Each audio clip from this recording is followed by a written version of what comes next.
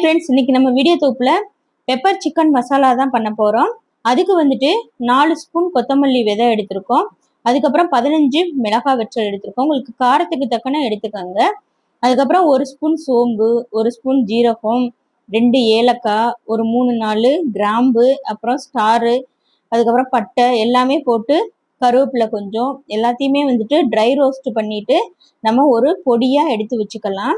அதுக்கப்புறம் பார்த்தீங்கன்னா சின்ன வெங்காயம் வந்துட்டு ஒரு 20 சின்ன வெங்காயம் எடுத்துட்டு கொஞ்சத்தை வந்துட்டு நறுக்கி சின்னதாக வச்சுக்கோங்க. மிச்சத்தெல்லாம் வந்துட்டு முழுசாக போட்டுக்கலாம். அதுக்கப்புறம் இஞ்சி பூண்டு பேஸ்ட்டு வந்துட்டு தேவையான அளவு எடுத்துக்கலாம். அதுக்கப்புறம் 3 தக்காளி, மீடியம் சைஸ் தக்காளி கட் பண்ணி எடுத்து வச்சுருக்கேன்.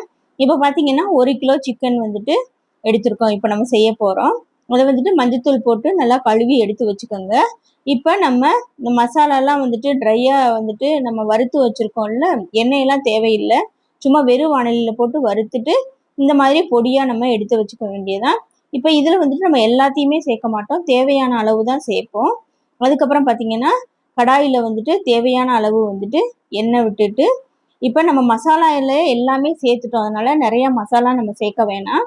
இப்போ பிரிஞ்சி இலையை சேர்த்துட்டு கொஞ்சமாக சோம்பு சேர்த்துட்டு அப்புறம் முந்திரி பருப்பு வந்துட்டு ஒரு 15 முந்திரி பருப்பு வந்துட்டு சேர்த்துக்கோங்க.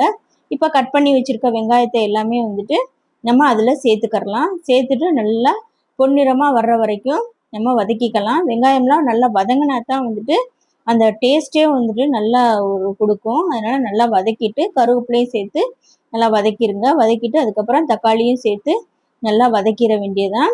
வதக்கிட்டு அதுக்கப்புறம் இப்போ நம்ம என்னென்னா மிக்சியில் வந்துட்டு அதே அடித்த மிக்சியிலேயே வந்துட்டு நம்ம தேவையான அளவு வந்துட்டு மசாலா அந்த பொடி சேர்த்துட்டு மிளகு வந்துட்டு நம்ம கொஞ்சம் நிறையா சேர்க்க போகிறோம். ஏன்னா நம்ம பெப்பர் சிக்கன் தான் பண்ண போகிறோம்.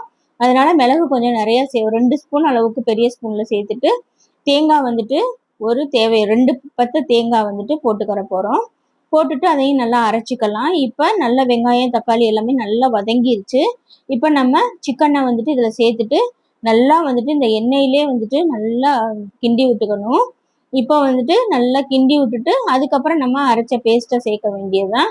இப்போ இதுலேயே நல்லா வந்துட்டு கொஞ்ச நேரம் நல்லா வதக்கி விடுங்க.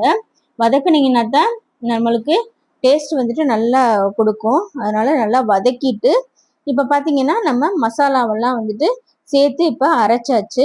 இப்போ இந்த மசாலா மட்டும்தான் நம்ம சேர்க்க போகிறோம். வேறு பொடியெல்லாம் எதுவுமே நம்ம சேர்க்க போகிறது கிடையாது. இந்த மசாலா மட்டும்தான் நம்ம சேர்க்க போகிறோம்.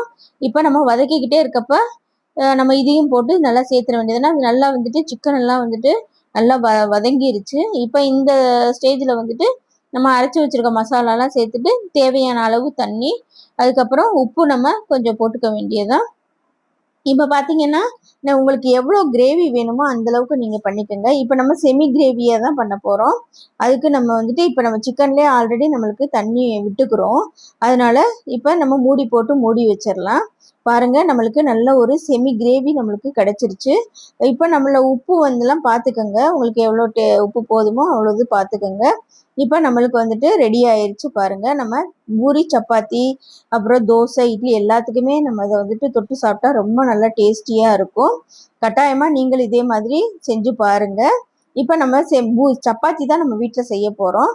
அதனால் நம்மளுக்கு இந்த மாதிரி ஒரு கிரேவி வச்சா நம்மளுக்கு போதும். அதனால் இதோட நம்ம வந்துட்டு நம்ம ஸ்டவ்வை ஆஃப் பண்ணிடலாம். இப்போ நம்ம தேவையான அளவு கொத்தமல்லி எல்லாம் தூவிட்டு நம்ம ஸ்டவ்வை ஆஃப் பண்ணிட வேண்டியதான். இந்த வீடியோ தொகுப்பு உங்களுக்கு பிடிச்சிருந்துச்சுன்னா நம்ம சேனலை லைக் பண்ணி சப்ஸ்கிரைப் பண்ணிக்கோங்க. உங்கள் ஃப்ரெண்டுக்கும் ஷேர் பண்ணுங்கள்.